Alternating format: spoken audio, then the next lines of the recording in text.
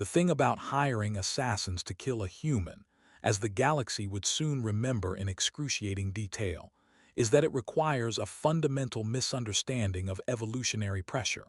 See, most sapient species in the known universe evolved on what the seagraphers politely termed garden worlds. Planets where the most pressing daily concern was whether to photosynthesize before or after lunch. Then there was Earth. Earth, that rotating sphere of concentrated hostility, where everything from the bacteria to the weather actively conspired toward creative forms of extinction. But we're getting ahead of ourselves. The Intersystems Scholastic Institute occupied a pristine station orbiting the diplomatic neutral zone of Sector 7, a monument to interspecies cooperation and higher learning that cost more than most planetary defense budgets. Its halls gleamed with that particular sterile shine that screamed. Funded by people who have never had to clean anything themselves. Here, the galaxy's brightest gathered to study everything from quantum mechanics to interpretive philosophy, all while pretending that 15 different species with 15 different biochemistries could share cafeteria space without incident. They couldn't, of course. Last month's noodle incident had required biohazard teams. The Institute prided itself on diversity. Attendance rosters included the crystalline Veth, who communicated through light refraction, and found the concept of indoor voices baffling. There were Quellen, those squid-like philosophers who needed water-filled environment suits, and spent most lectures arguing about whether chairs were objectively real. The Carthax brought their hive-mind collective consciousness, an unsettling habit of referring to themselves in plural while occupying singular bodies. Even a few Torvin had enrolled, those massive silicon-based scholars who moved through corridors like ambulatory boulders with surprisingly good grades. And then there were the humans, 3 of them, to be precise. 3 representatives of a species that had clawed its way up from a planet that objectively hated them, where the natural selection wasn't a theory but a daily participation sport. The admissions board had accepted them as part of the Deathworld Integration Initiative. A program with a title that sounded progressive but really meant, let's see if we can civilize these barbarians. 2 of the humans were male, both studying engineering, both having already caused 7 separate incidents involving wildly unsafe modifications to station equipment that annoyingly improved efficiency by 30%. They'd been issued warnings. They'd also been issued consulting contracts by the station maintenance department. The third was a girl named Kira Vex, and she was currently sitting in advanced xenobiology taking notes on Quellen reproductive cycles, with the kind of focus that would make you think this was normal safe information that wouldn't feature in nightmares. She didn't look particularly dangerous. About 5 1/2 ft of lean muscle, dark hair pulled back in something the other students had learned was called a ponytail. Wearing the standard institute jumpsuit in blue, she had brown eyes that tracked movement with unsettling precision, and an economy of motion that came from a life lived at 1.2 standard gravities. To the V-thick sitting 2 seats away, she registered as a predator that had learned to sit still. To the Quellen in the back, she was a fascinating case study in Deathworld adaptation. To the 5 assassins waiting outside in the hallway, she was about to become their last mistake. Now, let's talk about these assassins, because they deserve some credit for sheer confidence if nothing else. The Kesvar Guild didn't accept amateurs. Their training program had a 93% fatality rate, which honestly said terrible things about their HR department, but excellent things about survivor competency. These 5 represented 200 combined years of experience, 17 different weapon specializations, and exactly 0 completed risk assessments worth the data pad they weren't printed on. The leader, a V3 named Shard of Morning Light through Amber, let's call him Shard because nobody has time for crystalline nomenclature, had personally eliminated 14 high V-value targets across 6 systems. His body refracted light in ways that made him nearly invisible, and his crystalline blades could vibrate at frequencies that sliced through most known materials like butter through slightly softer butter. His second was a Carax collective called Unison, occupying 3 separate bodies positioned strategically down the hallway. Hive mindings made excellent assassins because killing one body just annoyed them. You had to kill all 3 simultaneously, and good luck coordinating that. Then there was Vex. No relation to the target. Unfortunate coincidence. A Torvin whose silicon-based biology made him effectively bulletproof and strong enough to crumple blast doors. He served as the team's heavy, the one who broke things when breaking things became necessary. The last 2 were Quellen twins, Depth and Pressure, who'd earned their reputation through creative use of paralytic toxins and an unsettling ability to squeeze through ventilation systems. In their water suits, they looked almost comical, like homicidal snow globes. Appearances, as the galaxy kept learning, were misleading. Their contract was simple: eliminate the human girl between classes. Payment: enough credits to fund early retirement on a garden world somewhere nice. The client anonymous, but clearly someone with substantial resources and a grudge. The briefing materials had been comprehensive, including full biometrics, schedule, known associates, and a threat assessment that labeled her elevated risk, but manageable with proper preparation. That threat assessment had been compiled by analysts who'd never met a human. Target exits room 74 Alpha in approximately 2 minutes. Shard communicated through the team's neural link, his crystalline structure pulsing with light. Positions confirmed. Unison's 3 bodies clicked affirmation from their scattered locations. Vex rumbled something that might have been agreement or indigestion, hard to tell with silicon-based species. The Quellen twins bubbled acknowledgement from inside their suits. The plan was elegant in its simplicity. Shard would initiate with a neural disruptor pulse. Humans had centralized nervous systems ridiculously vulnerable to electromagnetic interference. While she convulsed, Depth and Pressure would inject her with enough paralytic to stop a Torvin's heart.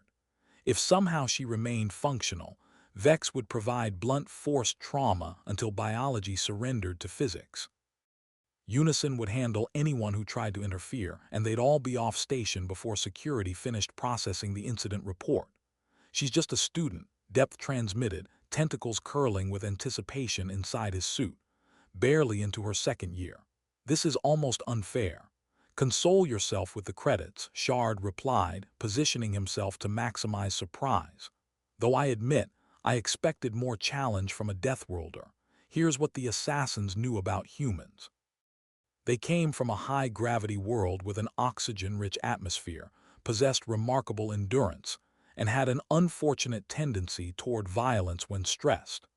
Their files noted enhanced pattern recognition, persistent hunting instincts, and a disturbing ability to function through injuries that would incapacitate most species. Here's what the assassins didn't know.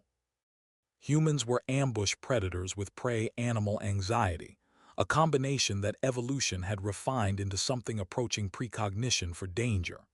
Humans could detect threats through unconscious processing of environmental cues that their conscious minds hadn't even registered yet. They called it intuition or gut feeling, or sometimes just something feels wrong. Kira felt it the moment the lecture ended. Professor Colvin was wrapping up his explanation of Quellen metamorphic stages when Kira's hindbrain started screaming. Nothing obvious, just that peculiar sensation of being watched, of spaces that felt wrong, of air pressure that had shifted in ways her consciousness couldn't articulate, but her instincts absolutely could. She gathered her data pad slowly, scanning the room without appearing to. Her classmates were filing out normally. Professor Colvin was organizing his notes. Nothing seemed off, but every nerve ending she possessed was insisting otherwise. Humans, see, had survived everything from saber-toothed cats to ice ages to each other by listening when their instincts screamed. Kira's instincts weren't screaming. They were air raid sirens. She stood, adjusting her backpack, running through probabilities. Could be nothing. Could be paranoia from too much coffee and too little sleep. Could also be something very real. Because the Institute had received 3 credible threats against human students this semester alone, and dismissing survival instincts was how you became an evolutionary dead end. The classroom door slid open, standard corridor beyond. Sterile and bright. students moving between classes, everything normal except for the part where it absolutely wasn't. Kira stepped through the doorway and immediately cataloged everything wrong. A V-thry positioned at an angle that provided no strategic value for normal movement, but excellent positioning for an ambush. 3 Karak's bodies spaced too perfectly for coincidence. A Torvin loitering near a support column for no apparent reason. 2 Quellen in environmental suits near a maintenance access that led nowhere students needed to go. Her conscious mind took maybe half a second to process this. Her body was already moving. Shard fired his neural disruptor exactly when planned. It hit empty air where Kira should have been because Kira had already dropped into a role that carried her past his phi. Ring line while her hand came up holding something that made the assassin's targeting computers scream warnings. Humans called it pepper spray. The Institute security called it contraband chemical deterrent. Kira called it insurance. Because while the galaxy thought humans were paranoid, humans thought the galaxy was dangerously naive. The spray hit Shard's crystalline matrix and immediately exploited a weakness nobody had considered. V-thick bodies were designed for light refraction, which meant lots of surface area and porous structures. The caps's compound designed to trigger pain receptors in mammals found all sorts of interesting crystalline structures to interact with.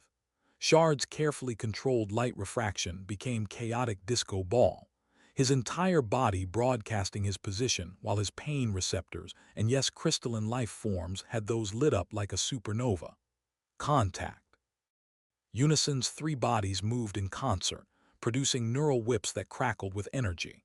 Kira was already inside their reach because humans had learned to fight things bigger and stronger than themselves by getting too close for those advantages to matter. Her elbow took 1 Karthak body and what might have been its throat, dropping it immediately. The collective consciousness screamed through all 3 bodies. And in that moment of disorientation, Kira's boot found the knee joint of body number 2. The thing about hive minds is that they're excellent at multitasking right up until you introduce enough pain to overwhelm their processing. Kira introduced that pain enthusiastically. Depth and pressure came from behind, tentacles extending with paralytic-coated tips that could drop a Torvin in seconds. Would have been a perfect strike if humans weren't evolved to track motion through peripheral vision that could spot predators while appearing to look elsewhere entirely. Kira twisted, grabbed 1 tentacle, and did something that shouldn't have been possible for her size and species. She yanked the Quellen clean out of his environmental suit. The thing about Quellen is that they need water pressure to maintain their form. Remove that and physics becomes very unkind. Depth made a sound like a dying balloon as his body lost cohesion, tentacles flailing uselessly. Pressure showing more sense than her twin released a toxin cloud from her suit's emergency reserves.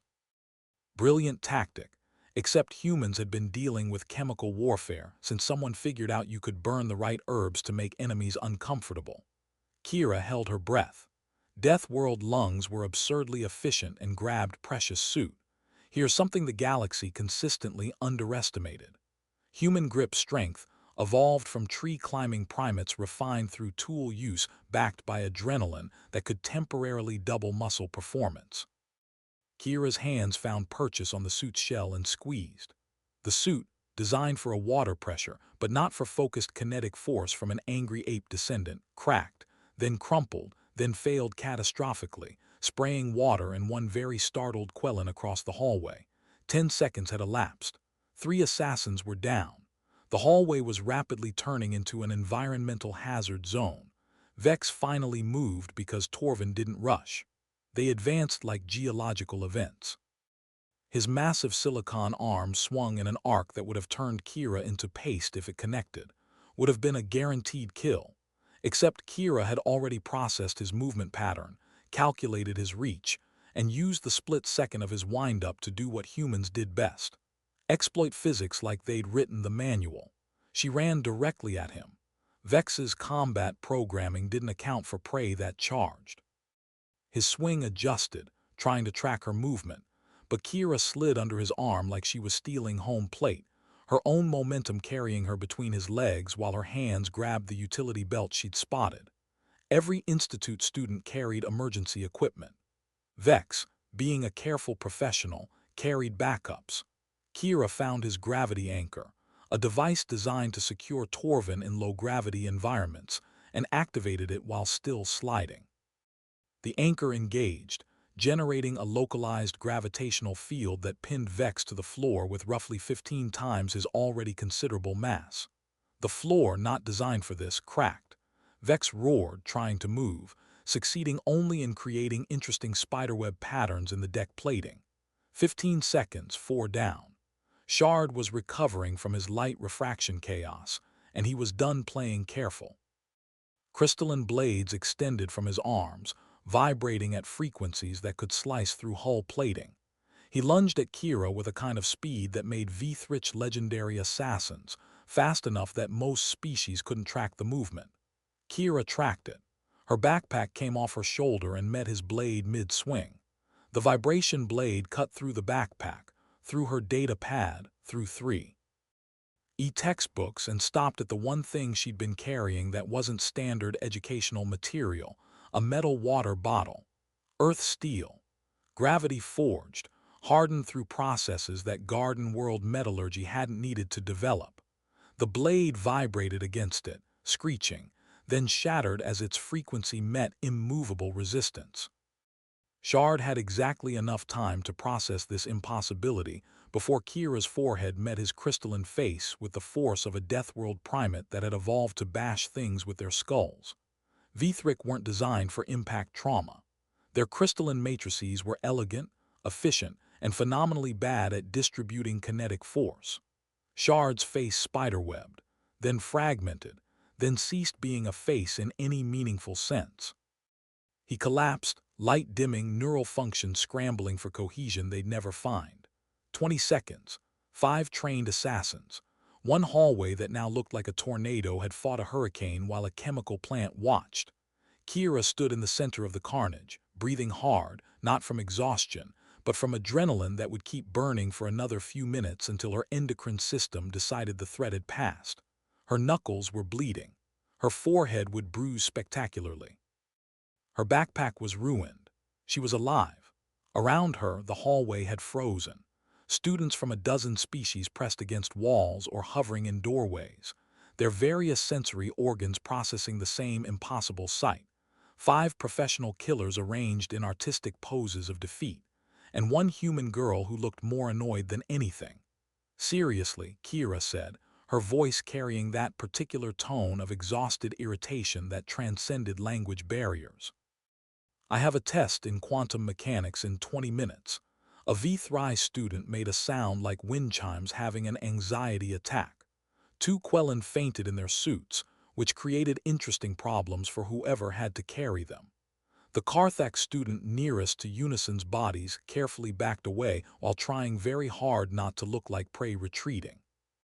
Campus security arrived 4 minutes later, which was actually impressive response time given they'd had to process sensor data that made no tactical sense. The lead officer, a Torvin named Boulder, who watches obviously, stood at the hallway entrance for a solid 10 seconds before his translator managed to produce words. What? How? The report said 5 hostiles. 5 hostiles, Kira confirmed, pointing at each in turn. Shard something with neural disruptor, Karthak's hive mind with whips, 2 Quellan with toxins, and 1 very solid Torvin with gravity issues. Now she paused. They were waiting to kill me. I declined. Boulder, who watches, looked at the scene again. Shard's crystalline body was still refracting light in concerning ways. Unison's 3 bodies were making sounds that suggested their collective consciousness was having trouble reaching consensus on continued existence. Both Quellan were experiencing what biologists call catastrophic environmental failure. Vex was pinned under gravitational force that would take specialized equipment to remove. You declined. Enthusiastically, Kira said. She was checking her fingernails now, adrenaline fading, leaving behind the kind of exhaustion that came from burning through 3 days' worth of energy in 20 seconds. Look, I get it. Humans are scary death world nightmares. We're all very terrifying. But could someone please note for the record that I didn't start this? They were literally waiting to murder me. A medical team arrived, saw the scene, and immediately began arguing about triage priorities in 5 different languages simultaneously. The Quellan medics were insisting their species needed water urgently. The VThic team was concerned about crystalline matrix repair.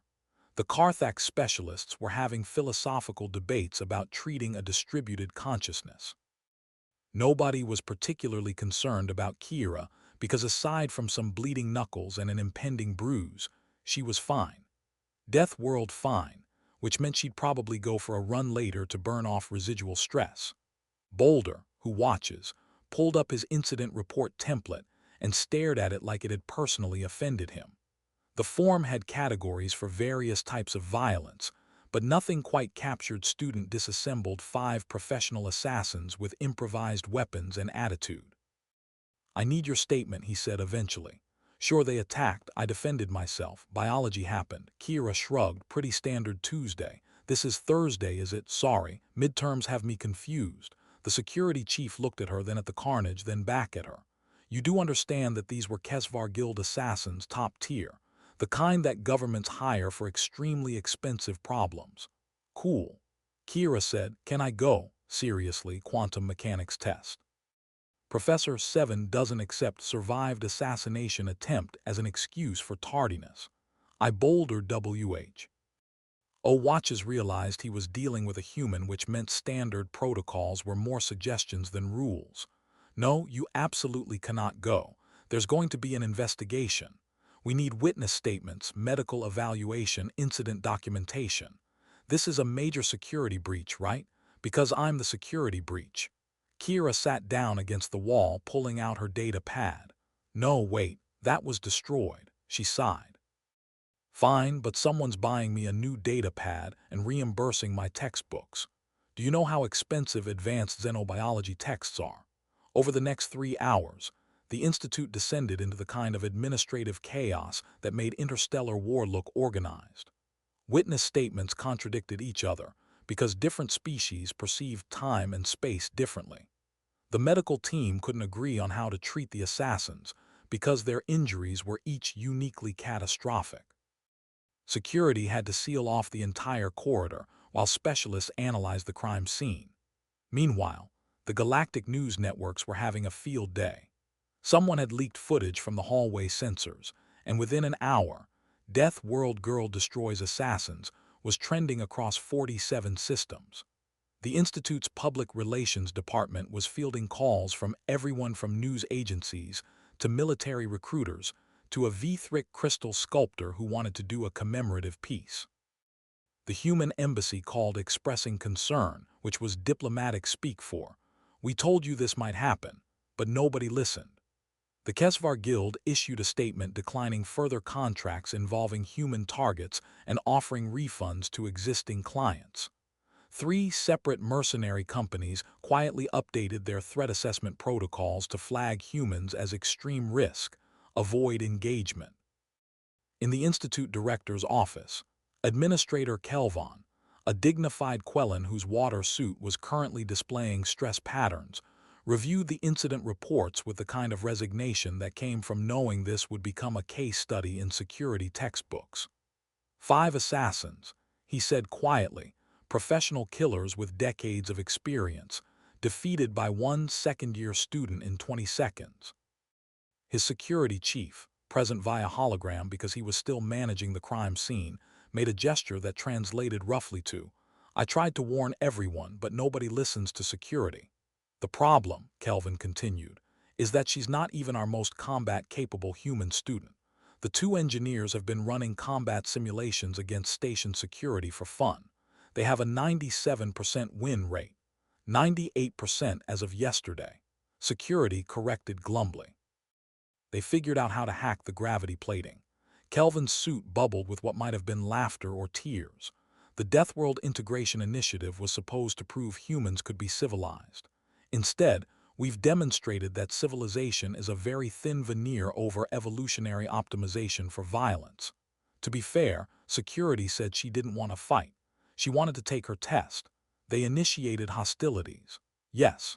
And they learned an important lesson about assuming you're the apex predator. Kelvin pulled up Kira's file. exemplary grades, no prior incidents, several commendations from professors for collaborative work. She tutored Vethic students in mathematics and helped quell classmates with physical tasks their tentacles couldn't manage. By every metric, she was a model student.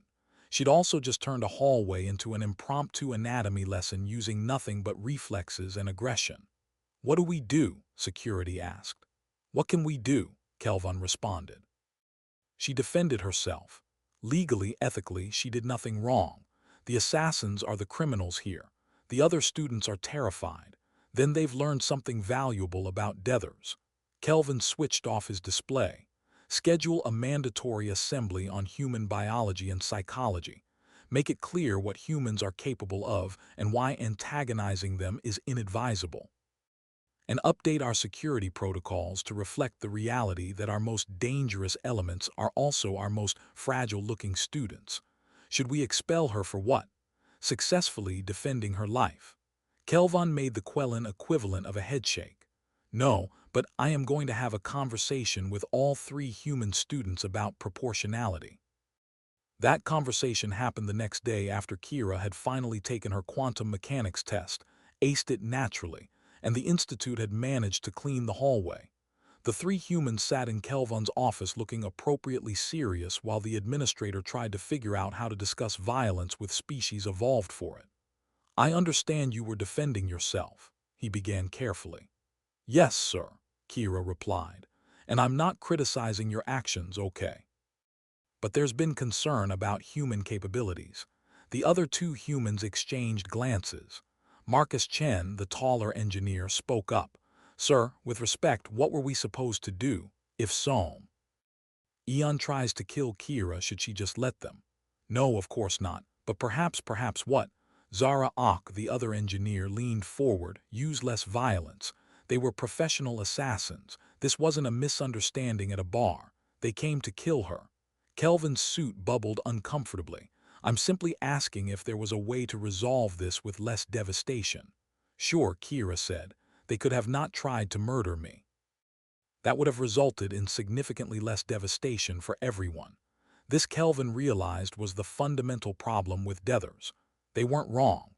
By any logical standard, Kira had responded appropriately to an assassination attempt. The issue was that appropriate response for human-involved capabilities that most species never needed to develop. "Fine," he said finally. "But please understand that the galaxy isn't used to students who can dismantle professional killers." "It's unsettling. We can't change what we are," Marcus said quietly. "Our planet made us this way. You invited us here. You don't get to be surprised when we turn out to be exactly what our environment designed." And that really was the heart of it.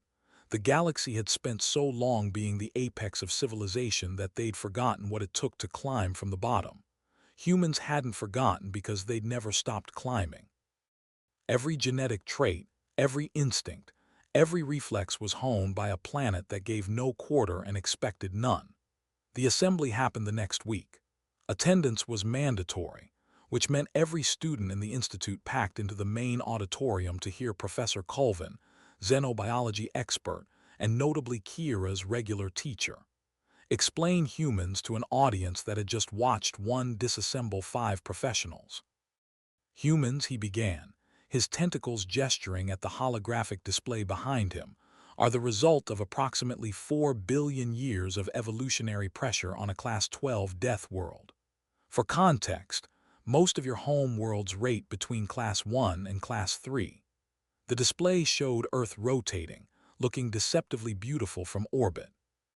Then it zoomed in to show hurricanes, earthquakes, volcanic eruptions, megapa with teeth the size of a forearm, microscopic organisms that could liquefy organs, and weather patterns that could flash freeze or superheat with minimal warning. Everything on Earth," Colvin continued, "is optimized for survival in an environment of constant threat. Humans are persistent predators with prey animal anxiety. They can track targets for days without rest. They can heal from injuries that would kill most species. Their adrenaline response can temporarily increase strength by over 100%. They can consume mild toxins for recreation and develop immunity to poisons that would kill Torvin." A V3 student raised a crystalline appendage. but they're so small. Yes, Colvin agreed. Compared to Torvin or Carthax, humans are relatively small. This is because they evolved to be efficient, not large. Every calorie is optimized. Their brains alone consume 20% of their energy because intelligence on Earth was the difference between eating and being eaten. He pulled up footage from the hallway incident, carefully edited to remove the most graphic elements. When Kira Vex faced 5 assassins, her conscious mind had minimal input. Her brain stem recognized threat, flooded her system with adrenaline, and activated reflexes trained by millions of years of successful predation. She didn't think about fighting. Her body simply did what Deathworld bodies do. "Is she okay?" a Quellan student asked nervously. "She's fine, some bruising. She requested extra time in the gym that evening to burn off residual stress hormones. This is normal for humans after violent encounters." Colvin switched displays. What you witnessed wasn't unusual human capability. It was average. The 2 human engineers in our attendance could likely perform similar feats. Many human children could. The auditorium filled with that particular silence that comes from collective existential crisis. Somewhere in the back, a student made a sound like a corrupted file. "The point," Colvin said gently, "is not to fear humans. The point is to understand them. Yes, they're capable of devastating violence. They're also capable of remarkable compassion, creativity, and cooperation. These traits aren't contradictory. They're complementary. Humans bonded as tribes to survive. Predators. They developed empathy to maintain social cohesion. They created art to process trauma. They're not monsters, they're survivors." He paused, letting that sink in. Kira Vex tutors struggling students every Tuesday. She volunteers at the Intercultural Center. She's written 3 papers advancing our understanding of cross-species biology. She's also capable of defending herself with extreme prejudice when necessary. Both things are true. Both things are human. The assembly ended with students looking thoughtful rather than terrified, which was probably the best outcome possible. Over the following weeks, the Institute gradually returned to normal. Though normal now included significantly upgraded security protocols and a mandatory course on Deathworld biology, the assassins, meanwhile, recovered slowly. Shard would need extensive crystal matrix reconstruction. Unison's collective consciousness was having trouble reaching consensus on much of anything. The Quellan twins were in therapy separately because they couldn't stand to be near each other anymore. Vex had a healthy fear of gravity now. None of them accepted contracts involving humans ever again. The Kesvar Guild updated their database to flag human targets with the highest possible risk rating, adding a note: "Deathworld species recommend avoidance. If contract is unavoidable, recommend planetary bombardment from orbit." As for the client who'd hired them, that remained officially mysterious, though rumors pointed toward a Vithic noble family whose daughter competed with Kira for top grades in xenobiology. The family denied everything, paid a substantial settlement to the Institute, and quietly withdrew their daughter to a different school in a different sector far away from any humans. Kira, for her part, went back to being a student. She attended lectures, completed assignments, helped classmates, and generally acted like someone who hadn't hospitalized 5 professional killers. The other students gave her slightly more space in hallways now, but also sought her help more often because, if you're going to ask someone to explain quantum entanglement, might as well ask the apex predator who aced the test. 3 months later, during end-of-term celebrations, Kira found herself at a cross-species social event that the Institute optimistically called a mixer and most students called structured chaos with refreshments. She was attempting to explain human music to a confused Vithric when Marcus and Zara joined her. "Heard from admissions," Marcus said, offering her a beverage that was technically safe for human consumption. "Next year's human cohort is 20 students." 20. Kira raised her eyebrows. "That's huge. Apparently, our presence here has been deemed a successful integration despite, the assassination thing." "Because of the assassination thing," Zara corrected. "Nothing says safe environment like students who can defend themselves from professional killers." They laughed. that peculiar human laugh that other species found unsettling. The sound of primates acknowledging absurdity while their hindbrains cataloged exits and threat vectors because evolution didn't take breaks. Across the room, Administrator Kelvin watched them with something between pride and resignation. The Deathworld Integration Initiative had succeeded, just not in the way anyone planned. Humans couldn't be civilized in the traditional sense because they were already civilized, just in ways that acknowledged their nature rather than denying it. The galaxy would adapt. It always did. Species that had never needed to fight would learn from those that fought to exist. Garden worlds would understand death worlds. And maybe, just maybe, the next time someone decided to hire assassins to kill a human, they'd remember what happened in a hallway at the Intersystems Scholastic Institute when 5 professionals learned that humans were called Deathworlders for a reason. Kira Vex finished her beverage, made a face because alien drinks always tasted like liquid disappointment, and headed back to her dorm. She had studying to do, friends to message, and a life to live. The fact that she could also disassemble trained killers with improvised weapons was just another item on her resume. Filed somewhere between fluent in 3 languages and can do differential equations drunk. That's the thing about Death Worlders. They don't see themselves as exceptional. To them, surviving is just what you do. It's everyone else who makes a big deal out of it. The galaxy was learning that lesson slowly, one surprise species at a time. And somewhere in the administrative offices, threat assessments were being rewritten, security protocols updated, and a new understanding was emerging. Humans weren't the monsters you had to fear. They were the monsters you wanted on your side, which was probably the smartest conclusion anyone had reached all year. Claude can make mistakes. Please double-check responses.